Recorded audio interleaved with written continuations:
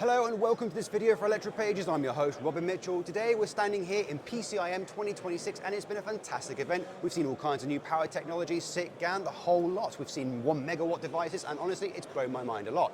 Now today we're here at the Nexperia stand and I'm joined by my very good friend Alexander from IAV. Hi. Thank you for having us here today. And before we dive into the technologies you're showing off and how you guys are partnering with Nexperia, just tell the audience who you are, what you do and what you like to do in your free time. In my free time, of course. So when I'm not in my free time, I'm working at IAV. We serve customers all around the world in the automotive situations where they have supplier issues or need to develop new power electronics or EV architectures. I'm a team lead there and I'm from Germany. And in my free time, I would say I look always for new technologies and do some new AI developments that will certainly shape the future. Fantastic. So we can clearly see we've got a demonstration going on here. So could you just tell us what's going on and what you guys are doing? Of course. So we propose a totally new architecture here. When we come from the conventional EV architecture, we see many DC to AC converters and also DC to DC converters, and we propose the so-called one inverter, which will then use the battery directly to convert the DC cell voltage into AC for the motors. And that's totally new, and we'll get rid of all those converters you see on the left side. So you talk about one inverter. Now I'm guessing the name implies there's only one inverter system. Yes, there's just one inverter system directly embedded into the battery, and the benefit of that is that we have cooling and all the power already in the battery, and all we get out of the battery is AC, almost pure AC voltage, which we can then distribute to the electrical machines. So we've got two diagrams here, and I'm guessing this is what you typically would see, and then this is your new system. So when you mention multiple inverters, you say each motor has its own little DC-AC inverter, yes, that's right. tapping from one big DC bus. Of course. And so I suppose my question is, I would have thought that in modern EV systems, you would try and use DC in your motors and stuff wherever possible. Why do we convert them to AC in those motors? Oh, so typically every electrical machine of higher power is run by AC, so-called three-phase energy. So right, you have multiple coils, and as a case, so it's not like a simple brushed motor where it's kind of like two contacts, when it you turns. go to higher power, you need those three phases to have a symmetrical power. So we convert the DC from the battery normally with a so-called inverter, which converts it to three-phase AC, but that's a typically very expensive, bulky device. And we can get a better solution when we implement those power conversion directly into the battery, and this is exactly what the one inverter proposes.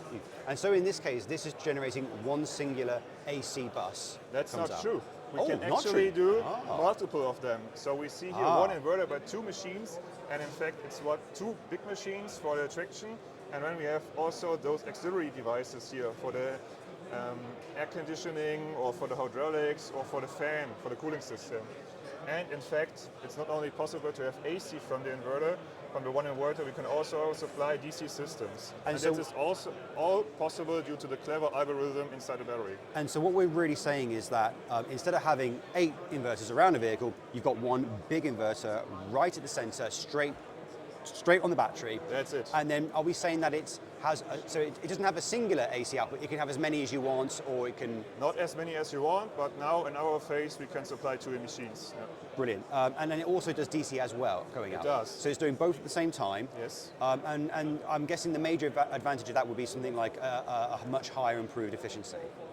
Higher improved efficiency could be one of the goals, but now we are aiming for lower cost and lower complexity. So we're trying to really just bring all of them into one place, and so that way, by reducing the cost, EVs become cheaper themselves. Become cheaper, and especially here for the total cost of ownership, when we talk about trucks, that's one of the most important points. Now, you've got something in this case here, and I'm kind of curious as to what's going on. Could you explain precisely what's going on in this demonstration here? Yes. So this is one of the first demonstrators we have. We show you on the left side the top view of a vehicle's battery. You can see the bus bars and the connection points towards the cells. And on the right side, we see 2 PCBs, which are actually built with the Nexperia chips. And those are one of the early prototypes from last year. We have a refined version in our laboratory right now that can do the switching of the battery cells. So when I think about inverters, I tend to think of sort of like self-contained little units, power goes in, power comes out. Right. In terms of like size reduction or weight reduction and sort of these types of factors, what are we seeing with this new concept? So for the reduction in size, as I mentioned, we have many small devices now inside the battery from which we came previously in the truck. There are many bulky, heavy converters. All of them need their own die-cast housing, own cooling hoses, own cabling, own PCB, own software development. All of this goes into the battery. And for the battery, we have a room or size estimation that we would need additionally 1.5 centimeters on top of the battery. This will add a little bit more height, but I think you get the point that we will have much more room in other parts areas. of the vehicle. So the whole point is that you're bringing it into one place. Yes. And do you think these kind of inverters might actually become integral to the battery itself? Because one sort of thing that comes to my mind is that if you've got a system like this where you've got 800 volts DC going across the whole vehicle, with that kind of voltage in DC, you tend to get very high currents, which means you tend to get losses in those cables. So could this help with those losses? The voltages will stay the same. So when you compare just the losses in the cables, this will be the same. The cables can be the same. It won't be DC cables. Excuse me. It will be AC cables. And for AC, I think we have this all over the place. That's a known technology. There's nothing new. So I wouldn't worry about the losses in the cable at this point. And I think a really important question to ask is, why Nexperia? How is Nexperia helping you realize this goal? Okay, great question. So Nexperia helps us because they have the most advanced semiconductors for our use case at the moment. For the battery cell switching, we use mainly low voltage, so low breakdown voltage, bidirectional gallium nitride devices.